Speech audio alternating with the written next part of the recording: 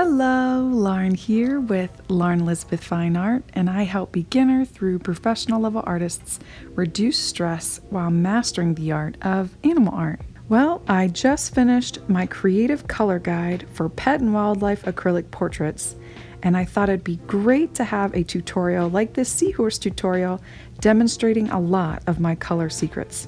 So all the materials and links are down below to that. Let's get started.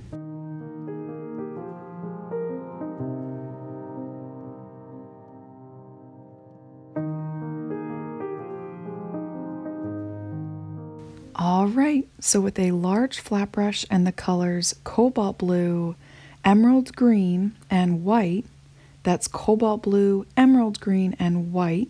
You could also use cadmium yellow, just adding that to your cobalt blue or any other blue along with your white.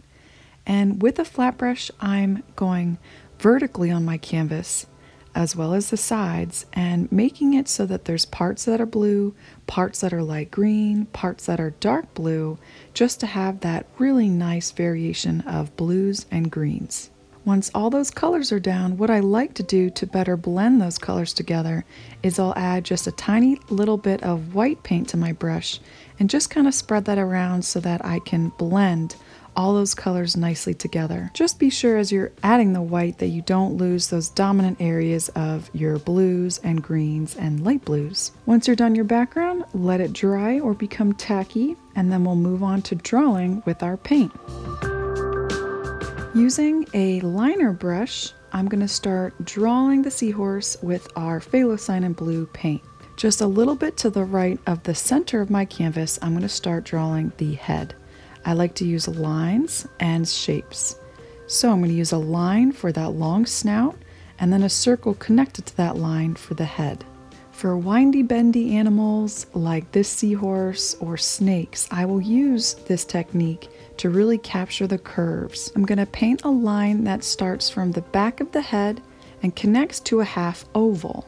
I'm going to carry down that line into the tail and create a swirl that gets a little bit tighter as I get to the bottom of it. Wonderful, so we have the main skeleton of our seahorse. Now we can connect the parts and outline the lines. I'm also going to use a line that starts from the back of the head and trails all the way down to the end of that tail. My goal here is to follow that center line, keeping that gap the same width throughout, but slowly making that gap smaller and smaller as I move towards the end of that seahorse tail.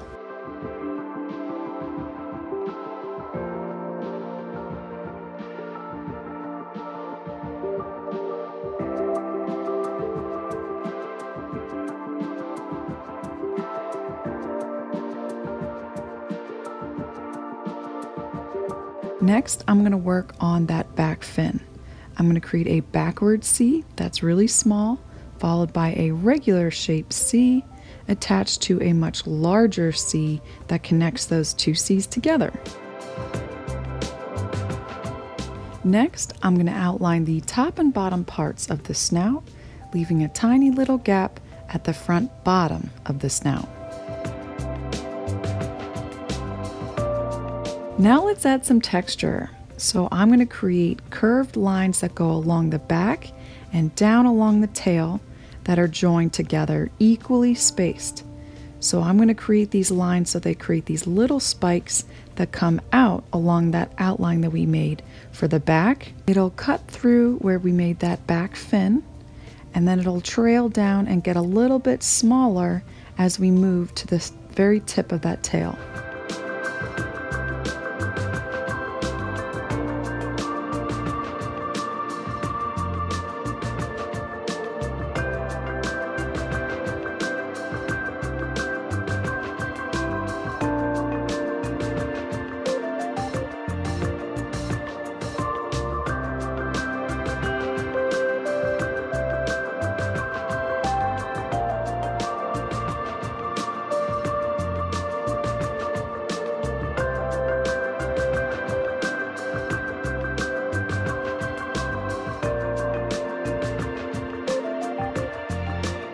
I also don't want to forget those two little spikes at the very top on the forehead.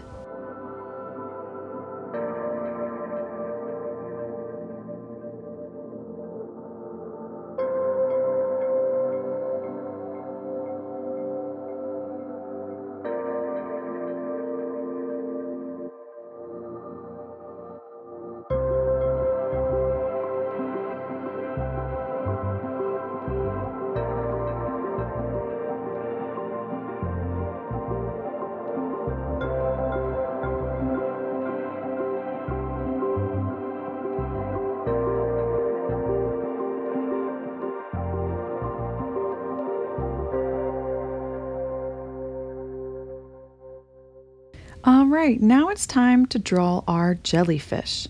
So closer to the bottom left-hand corner of our canvas, just around where the tail is of the seahorse, I'm going to create a half circle. So I just want to create kind of like an upside down C, and then connect that to create a half circle. You can angle this whatever direction you like. I'm going to kind of make this angle to the left. For the tentacles in the center of the jellyfish, I'm going to create what kind of looks like thick spaghetti. I'm going to start at the very base in the center, and I'm going to create these curvy lines that trail all the way down to the bottom of my canvas. I want to keep about a ½ inch thickness for this area, and then I'm going to fill it in at the top, having about 3 little curvy lines trail off to the bottom.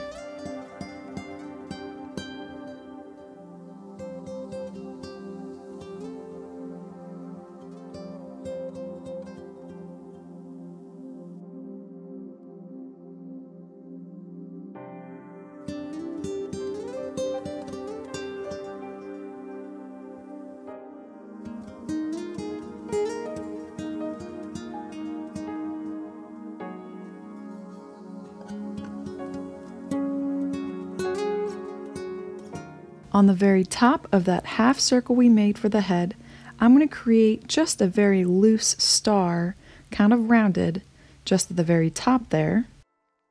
Then at the base of our half circle, just along the edge there, I'm going to create these thin, curly tentacles. I'm barely pushing down on my brush to create that thin line. I'm going to carry these all around, equally spaced throughout the base of that head. I'm going to have some that are overlapping one another, as well as some that are overlapping the center tentacles.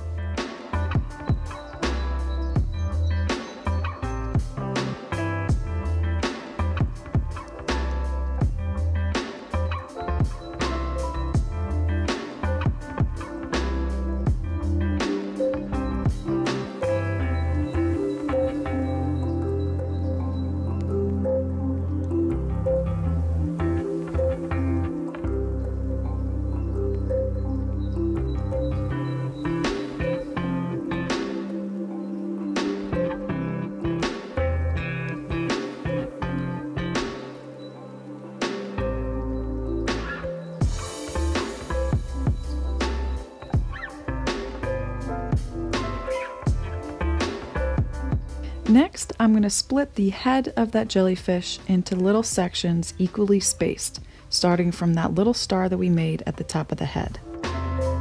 And for the very last step of our drawing, I'm just going to water down some Phthalocyanine Blue and just go along the edge of that half circle. Wonderful! So we're going to let this dry entirely, and then we're going to start painting our seahorse. Alright guys, so here's where we start to learn all about mixing colors. To lay down a base for the entire seahorse, we're going to create an orange. I'm going to mix up cadmium yellow and a little bit of cadmium red. So the dominant color here will be yellow. We just want to add a little bit of red. So following inside our blue lines here for the sketch, I'm going to paint this entire seahorse with this orange. I started out with a bit darker orange than I wanted to, so gradually as I painted my seahorse, I added in a little bit more yellow.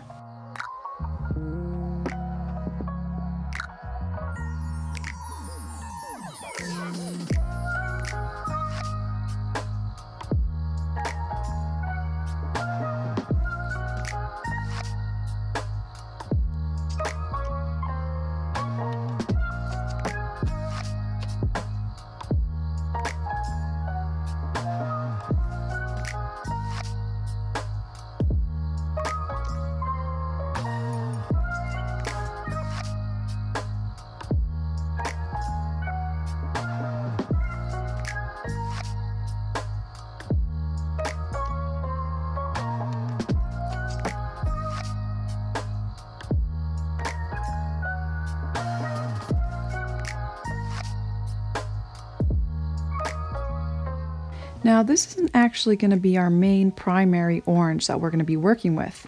We're going to create a much richer vermilion color over top this, but when we're working with yellow as the dominant color here, we want to have some sort of yellow base. And so we're going to let this dry entirely, and then we're going to go in with our next color just to really pull out those yellows and oranges. Now we're going to mix the color scarlet or orange vermilion, and that's starting with orange and mixing in a little bit of our crimson red. Now, like I talk about in my creative color guide, you want to be careful about adding too much of the darker dominant color. So in this case, red is very dominant, so you want to add more orange than red. Now I'm going to start with my darkest areas and work my way out, but I'm going to leave that back fin. We're going to paint that with a different color. But while it's still wet, I'm going to pull in more orange, some Indian yellow and cadmium yellow to almost create an amber color around the lightest areas. So as we get closer, I'm going to pull in some orange, Indian yellow, and cadmium yellow.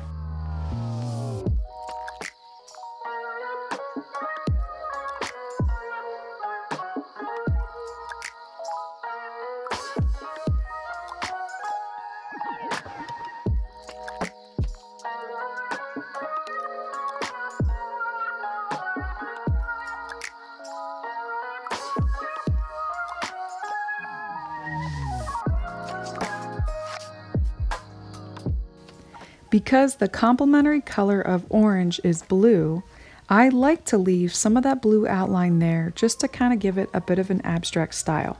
Plus, it really complements that orange.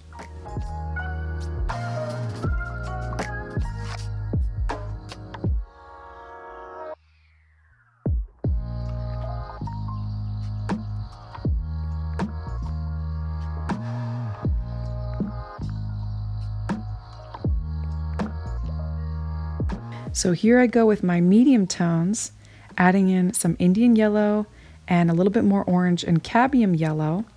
This is going to create a darker amber tone, and I'm going to add these to the areas getting the most light. So on the top of the head and neck, on that stomach, and while it's wet, I'm going to mix that in to our orange vermilion. To help you blend more efficiently, I recommend adding in just a little bit of white. That really helps to push the paint around. To add more contrast, I'm going to pull in more of that light amber tone into the lightest areas, still applying our technique called wet into wet. And then with just a little bit of my crimson red, while this is still wet, I'm going to pull that color into the darkest areas.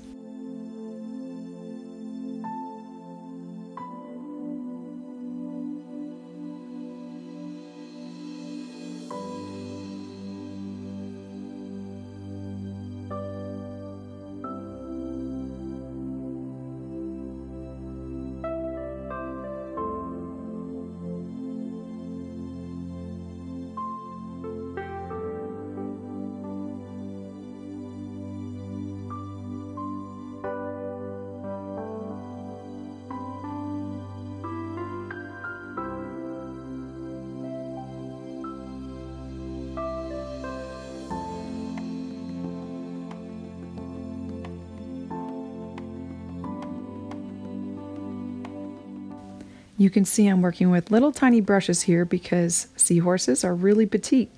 I'm using a liner brush to create a circle just for the eye using orange. I'm just creating a circular outline, and then with black, I'm just going to fill that circle in. All right, I'm using a small flat brush here, and we're going to start working on all those different colors of seaweed. I'm going to mix up the color chartreuse using yellow and Phthalocyanine Blue. That's a lot of cadmium yellow, a little bit of Phthalocyanine Blue, and just a little bit of white.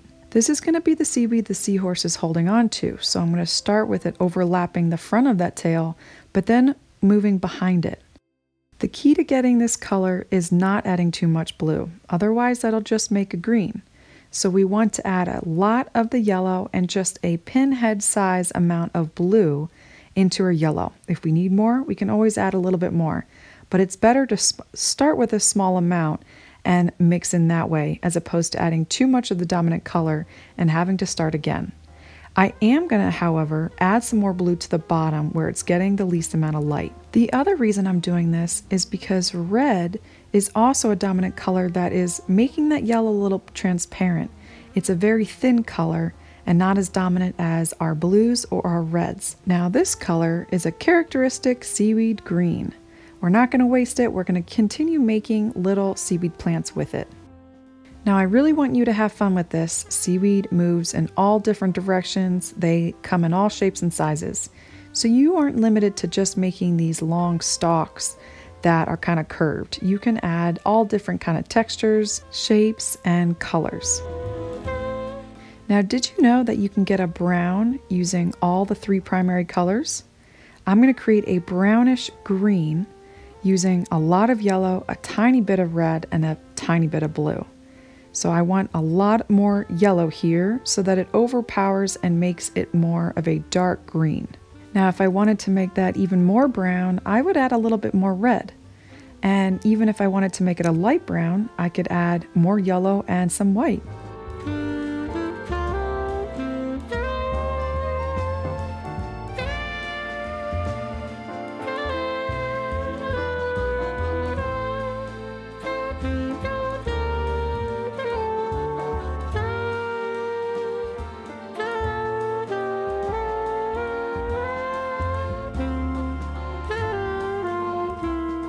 Next, we're going to create a plum purple. So that is a little bit of blue, a little bit of red, and some white. It's always best to start out with a small amount and then work colors in. And this is a very dark purple. Now, did you catch the mistake that I made? I didn't wash up my brush, so it has a tint of brown to it because I had some green left on my brush. Some of that yellow mixed in with that red and blue. Now I want to make this seaweed plant a little bit more curly and thick. So I'm going to add a little bit tighter curls, and I'm also going to make some areas thin and some areas thick.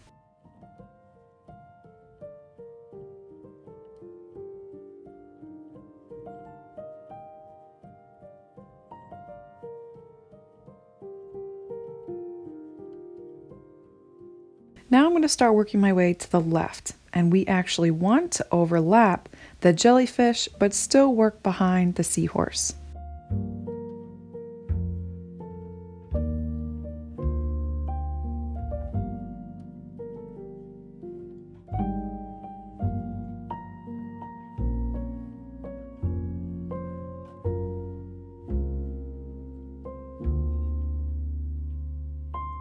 Now I'm going to mix up more of a rouge color.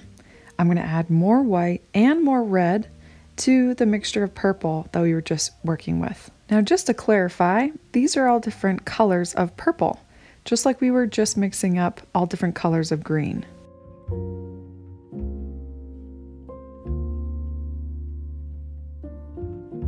Next, I'm going to create what looks like raw sienna. I'm going to mix a little bit of blue with yellow and orange. This is one way of getting a raw sienna tone. I could actually make this look a little bit more like raw sienna by adding in just a tiny bit more yellow, an even smaller amount of red and white.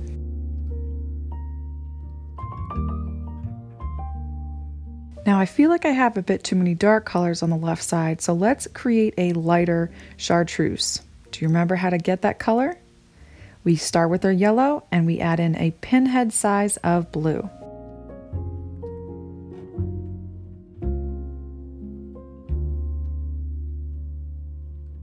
To complement the curve in that seahorse tail, I want to add really tight curls to the tops of some of my seaweed plants.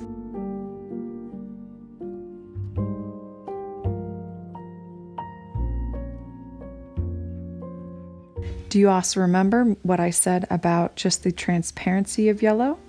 So we're going to add a little bit of blue to the bottom of that seaweed plant just so it stands out a little bit more and doesn't look so transparent.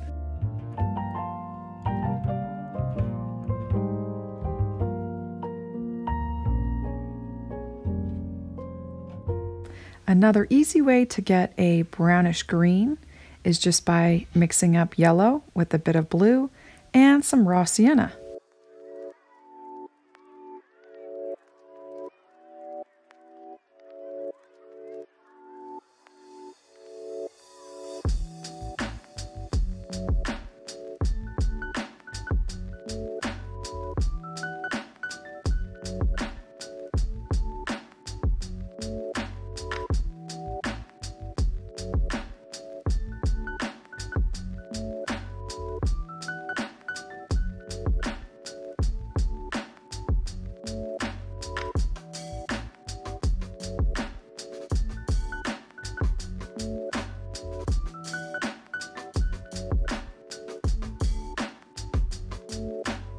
Next, we're going to mix up a different tone of amber than we did for the seahorse.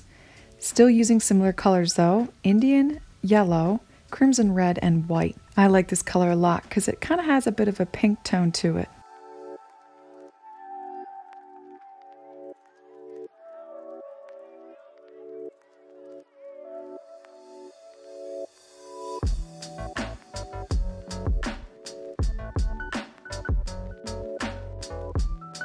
So guess what? Did you know that just by adding in a little bit of red and blue into this color mixture that we can create a light burnt sienna? So I'm just going to pull in a little bit of crimson red and phthalo blue, and this creates a light version of burnt sienna. To make it a bit darker, I wouldn't use any white.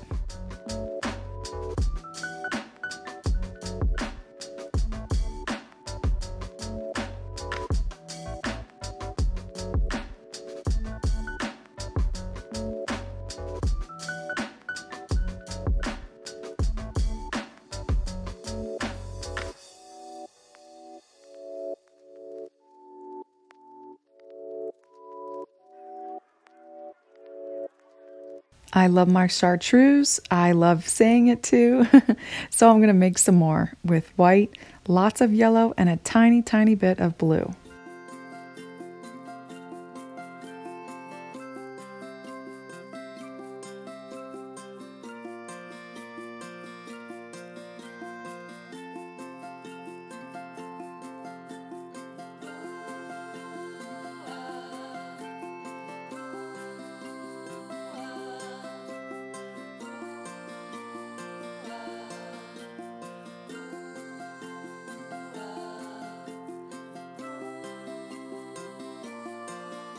Next, we're going to create a medium turquoise.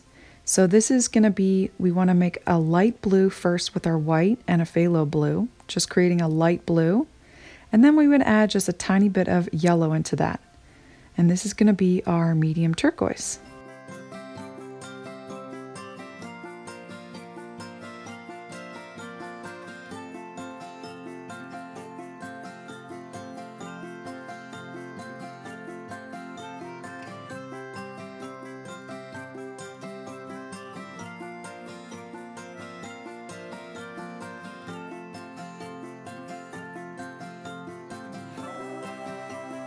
All right, so now we're going to define the little outlines and spikes on the seahorse using a small liner brush and mixing up white and cadmium yellow.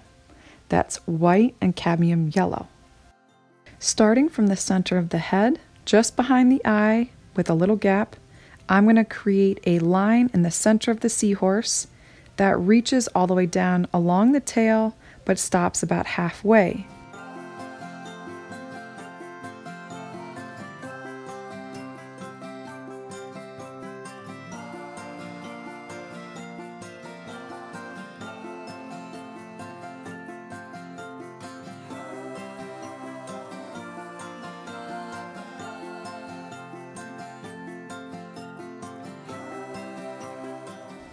Next, I'm going to outline every spike with this color. So I'm just going to go along my blue and my orange and just outline the little spikes along the outside of the seahorse.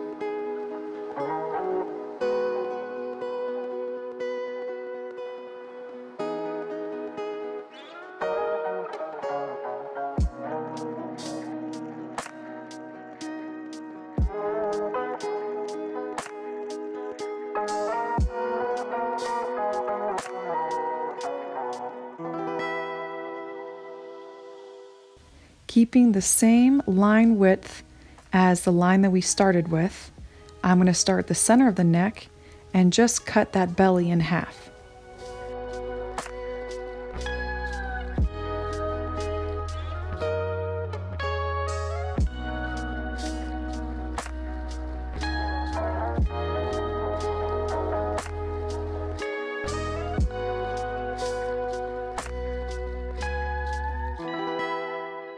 Now we're going to connect each spike to the center lines in the center of the seahorse.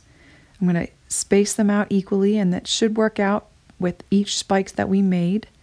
And I'm also just going to add a little bit more thickness where that line meets with the line in the center of the seahorse. You see how I'm kind of adding thickness to those little points?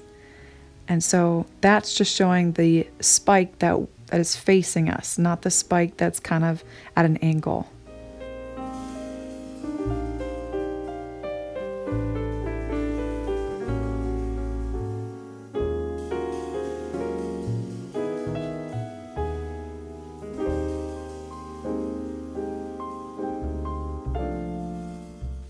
I actually want those lines to reach horizontally to the very end of the front of the belly. On all the spikes, I only took it out to about 2 or 3 of them, but it should go across all to the front of the belly. And then I also want to finish off the face. There should be just an added spike and attachment just behind the eye.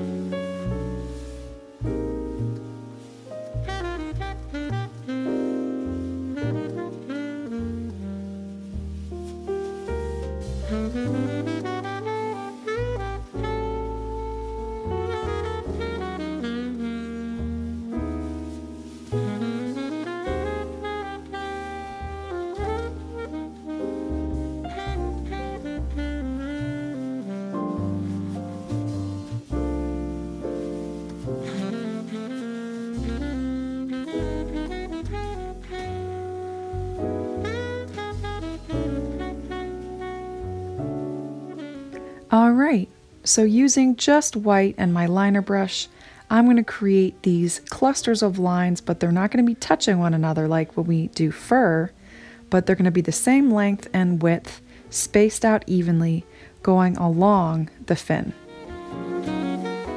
I want to keep a little circular gap there between the seahorse's back and this back fin. Now that gap that we left, we're going to fill it in with orange and crimson red, the same colors of our dark tones on the seahorse.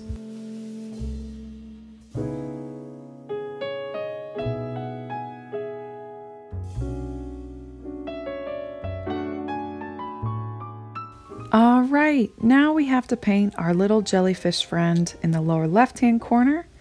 I'm going to mix up white with crimson red. Now we're working on the thickest tentacles in the center of the jellyfish, just going over the blue sketch lines that we made, but not entirely over all of them. And then I want to add more red to the top right below that half circle we made. So you can see I'm leaving some blue, but I'm shortly going to pull in some red to put at the very top there.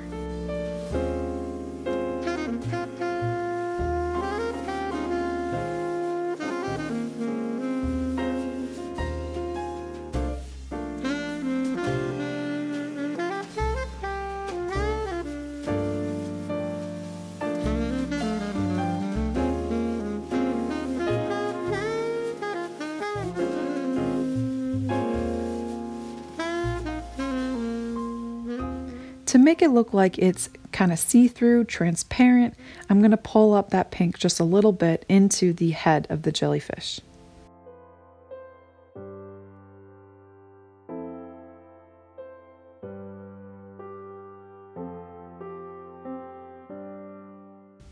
Using just white, I'm going to fill in the top little rounded star, what we can see of it with white, as well as the rim, the outer rim, each little section, rounded section of the bottom of the head of the jellyfish. I know that was a lot.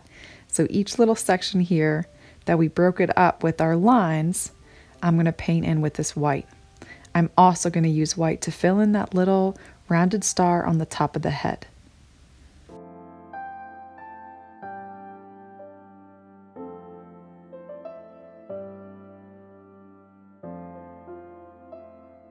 To really make it look transparent, I'm going to mix in tiny bit of blue, itty bitty amount of blue, into lots of white, and I'm going to fill in the area that we didn't paint left on the head.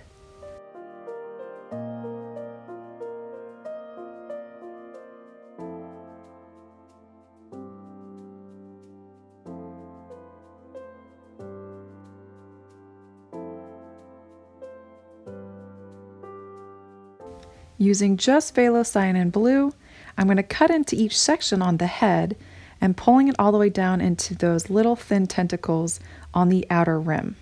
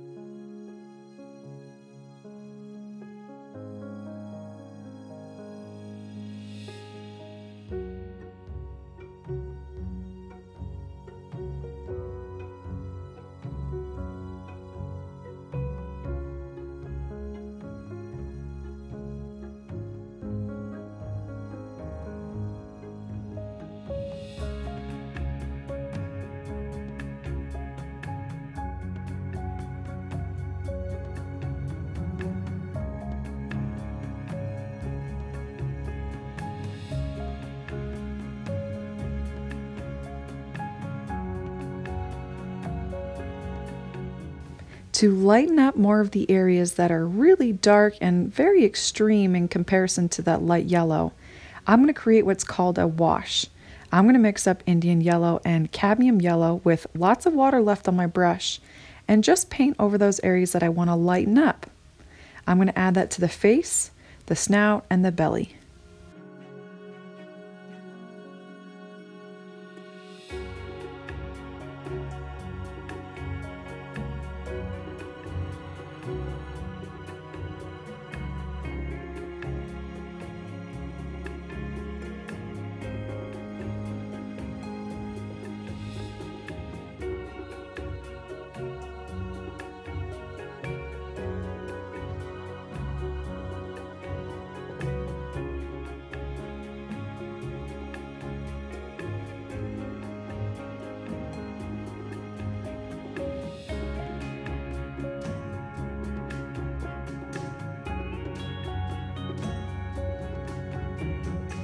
At the very top of the head into that wash, I'm just going to add a little bit of white, just on the very top of the snout and head.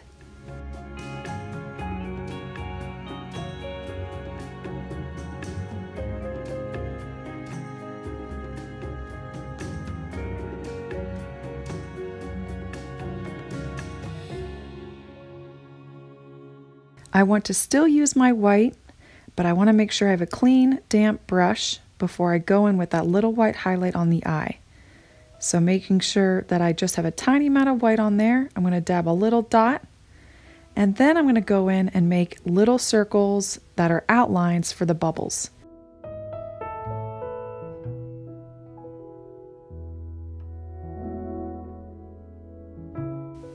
You can add as few or as many circular outlines as you'd like. I'm going to make some small, some big, some close together, some far away. But I want to make it look like there's some air bubbles coming up from behind that jellyfish and rising to the top of the ocean. Alright guys, that is the end of our seahorse tutorial. I hope you learned a lot about colors and mixing and different techniques to use to get those colors. That link to my new book is down below if you'd like to check that out, as well as my online Art Masterclass where that's going to be included in the membership. But if you have any questions, leave that in the comment section below. Thanks for watching and have a great day. Bye.